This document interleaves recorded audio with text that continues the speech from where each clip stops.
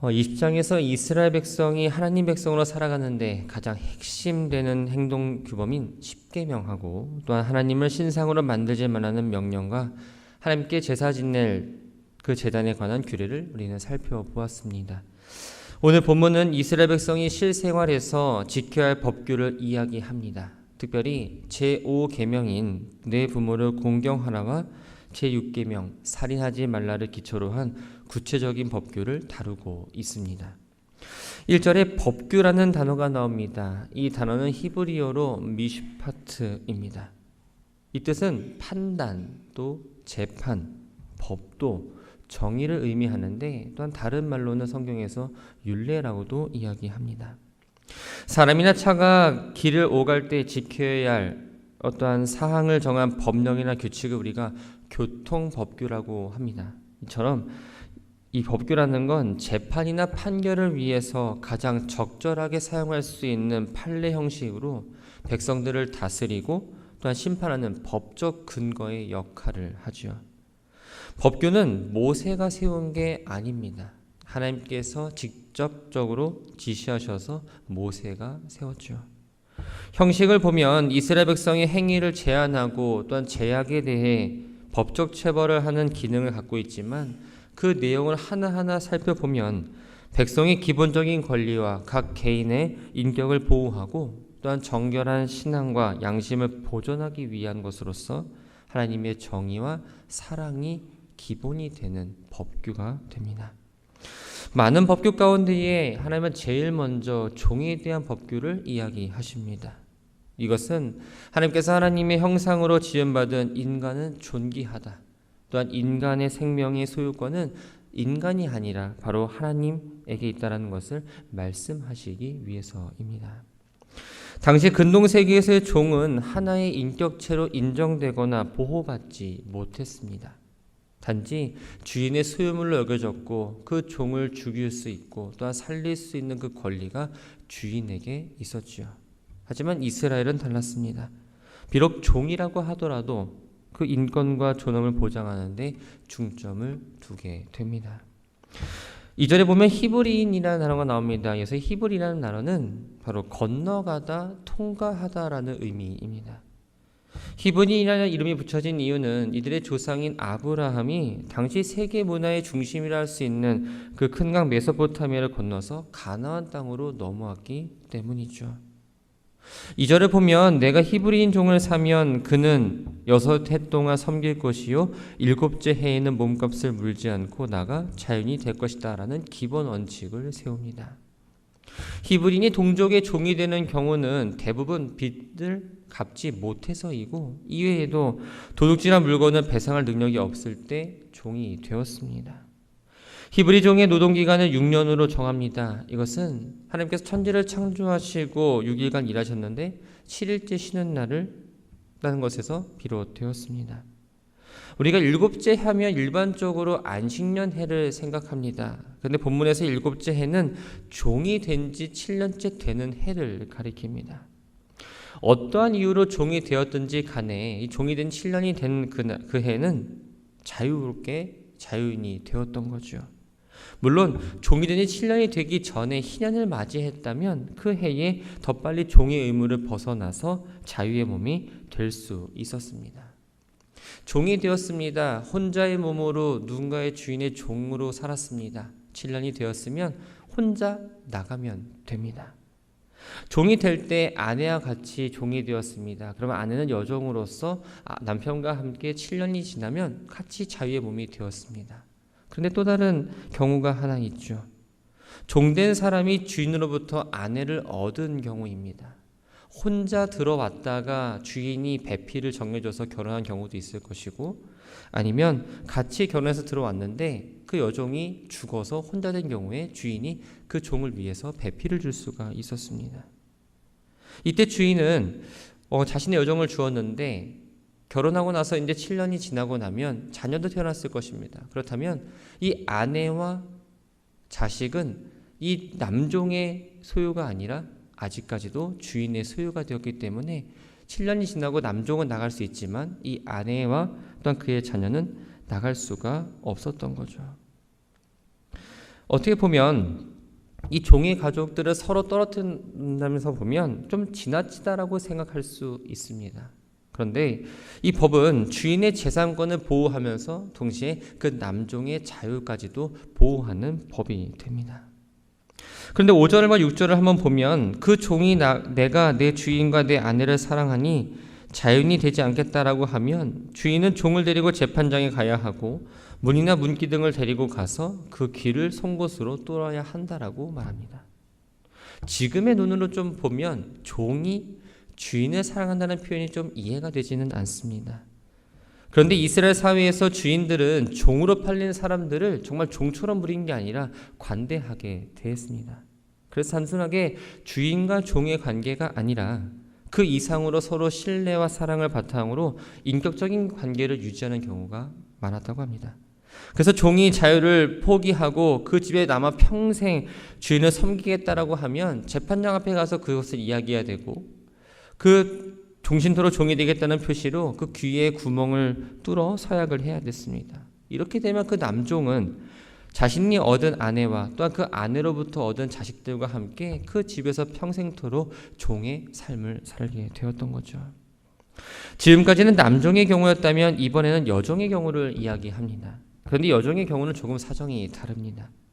이것은 남녀를 차별하는 것이 아니라 오히려 여인들을 배려하기 위한 규정이었습니다.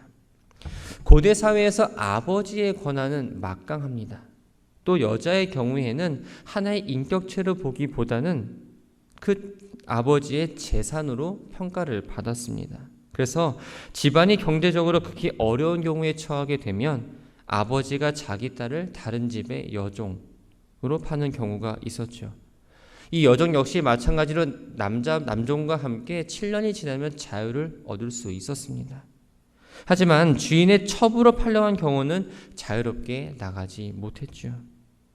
그런데 주인이 자신을 위해서 여종을 택했지만 그 여종을 기뻐하지 않으면, 다시 말해서 여종의 외모나 태도 등이 마음에 들지 않고 어떤 매력을 느끼지 못해서 동침하지도 않고 어떤 부부로서의 역할을 제대로 감당하지 않는다면 여종을 첩으로 선택한 것에 대한 계약을 파기한 것으로 여겼고 또한 여종을 속인 게 됩니다.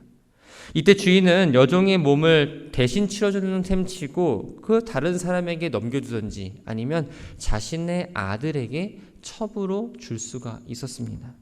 이 경우에 이제는 부인이 아니라 며느리가 되었기 때문에 그 여종을 딸처럼 가족 구성원으로 대접하고 그 권리를 인정해 주어야 합니다. 주인이 다른 아내를 맞이해도 여전히 여종은 첩으로서의 어떠한 역할을 할 수가 있었습니다. 그래서 결혼 여인이 기본적으로 누릴 수 있는 먹는 것, 입는 것, 또한 부부관계 및 부부로서의 그 의무도 그 권리를 행사할 수 있었죠. 남편이 주인을 할지라도 이 첩으로서의 권리를 빼앗고 남편으로서의 의무를 이행하지 않는다면 여종은 처음 팔릴 때 몸값이나 보상을 치르지 않고 집에서 풀려나서 자유인이 될 수가 있었습니다. 하지만 외국인에게는 팔 수가 없었죠. 이 외국으로 팔려가게 되면 지금처럼 형제처럼 대우받지 못하고 또한 7년째 되는 해에 자유롭게 되는 그 권리를 상실했기 때문입니다. 12절부터 17절까지의 말씀을 보면 사형에 해당하는 죄목들에 대해서 이야기합니다. 12절에 보면 사람을 쳐 죽은 자는 반드시 죽여야 한다라고 이야기합니다. 여기서 치다라는 단어는 때린다라는 의미 외에도 살인하다, 죽이다, 또한 파괴하다라는 의미를 갖고 있습니다. 그래서 쳐 죽이다라는 건 바로 고의적으로 상대방을 죽일 의도를 갖고 있다는 것을 의미하죠.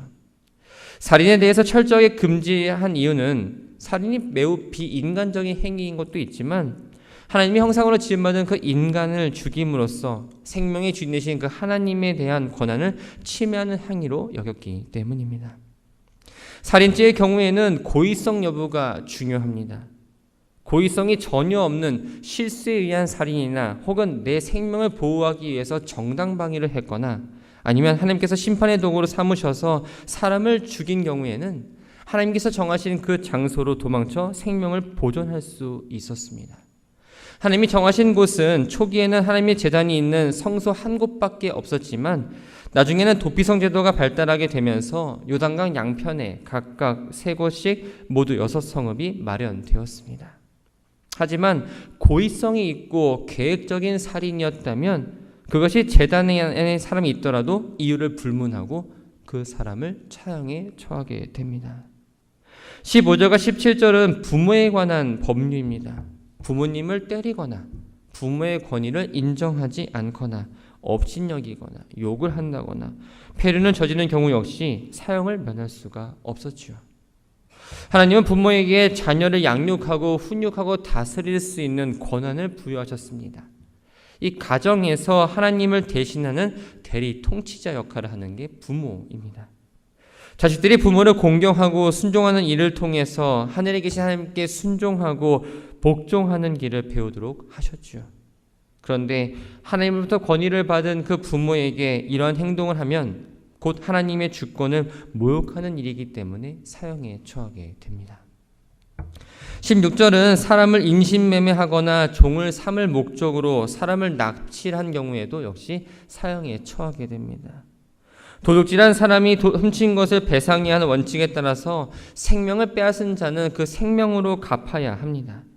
또 유괴나 인신매매는 하나님 형상대로 지음받은 그 인간에 대한 존엄성을 철저하게 짓밟는 행위였기 때문에 사형에 처할 수밖에 없었던 거죠.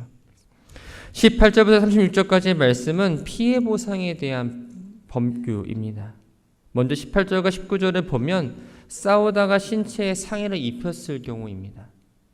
두 사람이 싸웠습니다. 싸우다가 주먹을 이용해서 싸우거나 혹은 길가에 있던 돌을 던져서 싸울 때가 있습니다. 이것은 미리 연장이나 무기를 준비하고 싸운 것과는 차원이 다른 문제죠. 왜냐하면 얼떨결에 휘두른 주먹이나 또 싸우는 도중 쉽게 구할 수 있는 돌을 상대방이 치는 경우는 우발적이라고 보았습니다. 그러나 어떠한 가정에 있든지 상대방을 다치게 한 경우에는 기본적으로 24절과 25절에서 언급한 대로 눈에는 눈, 이에는 이, 상하게 한 것은 상함으로 때린 것은 때리게 하는 동해 법어법이 적용되었습니다. 다시 돌아와서 보면 싸움에서 바로 죽지 않고 부상을 당한 경우 가해자는 피해자가 사망했느냐 또한 회복했느냐 확인할 때까지 일단 감옥에 구금되었다가 그 결과가 나오면 적절한 처벌을 받게 됩니다. 피해자가 부상으로 누워 있다가 일어나면 가해자는 피해자에게 그 병원비를 전액 지급해야 합니다. 또한 부상기간 일하지 못했던 것에 대한 피해 보상금을 지불하면 됩니다. 그런데 만약에 이 가해자가 피해 보상금을 지불할 능력이 없다라고 한다면 도적질한 경우와 마찬가지로 자기의 몸을 팔아서라도 종으로 삼고 배상을 해야 하죠. 그런데 이후에 피해자가 죽는다고 해서 가해자가 책임을 지지는 않았습니다. 19절에 지팡이를 짚고 일어나 걷는다라는 건 이미 가해자로부터 받은 그 피해에 대해서 회복 단계가 있다는 걸 의미합니다. 그 이후에 죽는 건 가해자의 가해 행위 때문이 아니라 바로 피해자가 자신을 못 돌봤기 때문이라고 생각해서 이 가해자에게는 전혀 피해가 없었던 거죠. 20절과 21절은 주인이 종을 폭행해 사망하게 한 경우입니다. 율법은 부모가 자녀를 훈계하듯이 주인이 종에게 훈계의 목적으로 매질하는 것에 대해서 허락했습니다. 그러나 매질 과정 중에서 종이 죽는다면 그 주인은 그에 합당한 형벌을 받아야 합니다. 매를 맞은 종이 바로 죽으면 그 주인이 매질에 고의적인 살인 의도가 있다고 생각했습니다. 그래서 살인죄가 적용이 됩니다. 그러나 매질을 하고 나서 하루 이틀 정도 시간이 지나고 나서 종이 죽으면 고의성이 없다라고 판단했습니다. 이 경우에 종의 죽음이 주인의 재산적 손실로 보았기 때문에 주인은 죄값을 치렀다 생각하고 아무런 죄에 대한 벌을 받지 않게 되었던 거죠. 22절부터 25절까지의 말씀은 싸우다가 다른 사람에게 상해를 입혔을 경우를 말합니다. 특히 22절을 보면 임신한 여성을 쳐서 낙태가 되었을 때를 말하죠. 이것은 사람이 아이를 뵌 여인과 싸우다가 낙태케 한 경우가 있을 수도 있고 아니면 남편과 다른 사람이 싸우는 가운데에 임신한 아내가 말리다가 낙태를 한 경우라고 볼 수도 있습니다. 어떠한 경우이든지 상관없이 임산부에게 낙태 외에 다른 피해가 없는 경우면 남편은 가해자에게 자신이 보상금을 받을 만한 걸 제한하고 그 보상금을 지불해야 합니다. 그러나 요구액이 너무 많다고 생각된 경우에는 가해자가 재판장에게 호소해서 그 배상금의 액수를 조정할 수가 있었습니다. 그러나 그 여자에게 낙태뿐만 아니라 신체적인 상해를 입었다면 구체적인 보상법이 적용되는 그 동해보호법을 적용해야 합니다.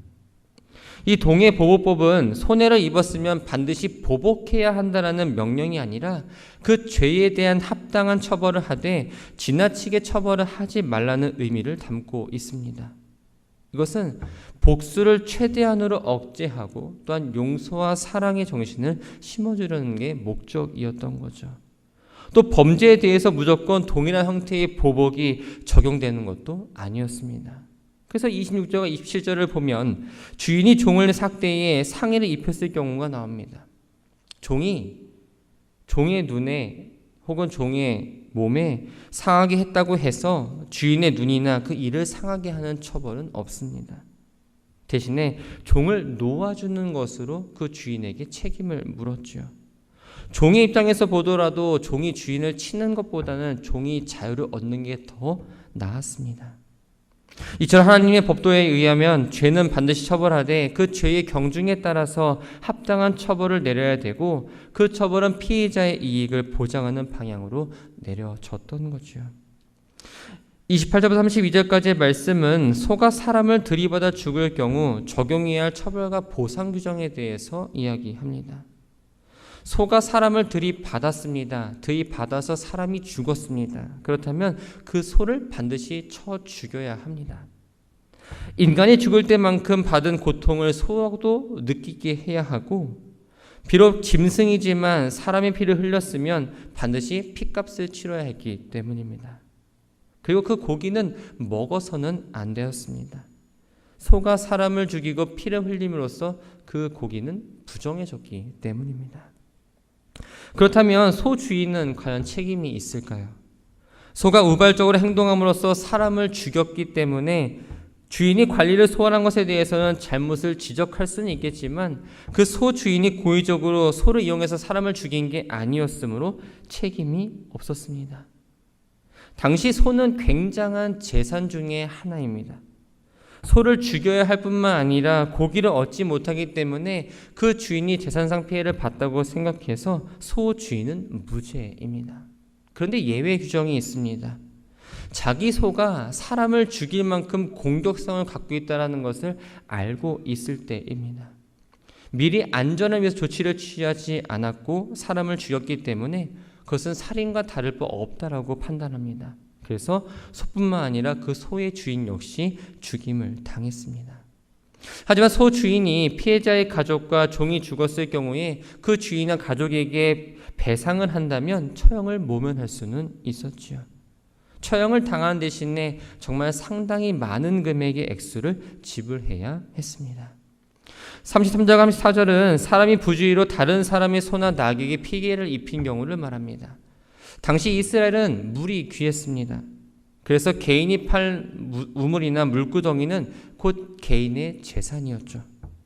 또 우물이나 샘은 되게 깊고 위험했기 때문에 그 주인은 항상 덮개를 덮어서 사람이나 짐승이 빠지지 않도록 주의를 기울여야 했습니다. 따라서 우물 주인이 게을러서 덮개를 하지 않으므로 소나 나귀가 그 우물에 혹은 샘에 빠져 죽는 경우에는 우물 주인이 마땅히 그 짐승의 값을 전부 지불해야 합니다. 또 우물에나 샘에 빠져 죽은 가축의 고기는 이 가축에 대한 손해배상을 한 우물의 주인의 소유가 되었습니다. 그래서 35절 36절을 보면 어떤 사람의 소가 다른 사람의 소를 들이받아 죽인 경우가 나옵니다. 이때 사람을 죽였을 때와 마찬가지로 소 주인에게 과연 과실이 있는가 없는가를 따져봐야 합니다. 소가 전에는 그런 일이 없었는데 우발적으로 사고를 일으켰다면 책임이 없으므로 또 살아있는 것과 죽은 소를 팔아서 그 반반 나누면 됩니다. 그런데 이 원래 소가 사람이나 가축을 공격하는 성향이 있었다면 그 주인에게는 반드시 과실이 있었던 거죠. 이 경우에는 잘못이 있는 주인의 소를 그 피해를 당한 사람에게 주고 그 죽은 소를 가져와야 했습니다. 인명사고에 비해서는 죄의 책임이 크지는 않지만 위험 요소를 제대로 관리하지 않았다는 것에 대해서 다른 사람의 재산에 피해를 입혔다면 그 대가를 치러야 한다는 것에는 변함이 없는 규정이 됩니다. 말씀을 정리합니다. 하나님의 법과 우리 사회의 법은 다릅니다. 세상의 법은 사회 질서를 유지하거나 또한 범죄에 대한 형벌에 초점을 맞춘다면 하나님의 법은 사람을 보호하고 회복하는 데에 그 초점을 두고 있습니다. 세상의 법은 세상을 유지하기 위해 존재한다면 하나님의 법은 하나님의 사람을 보호하고 온전히 세우기 위해서 존재합니다. 물론 우리는 이 땅을 살아가면서 이 사회의 법을 온전하게 준수해야 합니다. 하지만 우리의 삶은 그 차원을 넘어서 약자를 보호하고 또한 사람을 회복시키기 위한 하나님의 법을 중심에 두고 살아가야 한다는 거죠. 그저 범죄를 행하지 않는 선량한 시민으로 머무는 것이 우리의 삶의 목표가 아니라는 겁니다. 세상을 더 온전하게 하고 성경의 회복적 사랑과 정의를 행하는 그 하나님의 신실한 백성이 되는 게 우리의 목표가 됩니다. 성경 말씀과 방향은 우리의 살아가는 사회와는 너무나 다른 방향으로 나아갑니다. 우리의 삶은 경쟁합니다. 빼앗아야 합니다. 내가 갖고 있는 것을 지키기 위해 몰두하고 힘을 씁니다. 어떻게 보면 회복과는 거리가 먼 삶을 살아가고 있죠. 그런데 성도는 예수 그리스도를 통해서 회복된 사람입니다. 하나님 백성이 되었고 하나님의 뜻을 분별해서 세상에서 그 뜻대로 살아가라는 부름을 받은 사람들입니다. 우리는 하나님을 사랑한다라고 이야기합니다. 그런데 보이지 않는 하나님을 사랑하는 방법은 하나님의 말씀에 따라 보이는 사람을 사랑하는 거라고 말합니다. 하나님은 우리에게 하나님을 사랑하는 방법을 말씀으로 알려주셨습니다. 어떻게 사랑하시겠습니까? 세상의 법도 물론 중요하지만 우리가 과연 하나님의 법을 잘 지키고 나가고 있는지, 우리의 삶 가운데의 정의와 사랑, 하나님의 정의와 사랑이 나타나고 있는지를 생각해 보아야 합니다. 오늘 하루 하나님 말씀에 순종함으로 말과 행동을 통해서 나와 함께하는 가족, 또 나와 함께하는 동료, 또 함께 예배를 드리고 있는 우리 성도들과 더 나아가서 우리 이웃들에게 하나님의 사랑을 실천함으로 나아가시기 바랍니다. 하나님의 의를 이루어하는 우리는 사명을 받았습니다. 오늘 하루하루의 삶이 쌓여서 하나님의 사랑과 정의를 실현하시고 하나님의 통치 역사를 나타내는 모든 성도들 되기를 주님의 이름으로 축원합니다.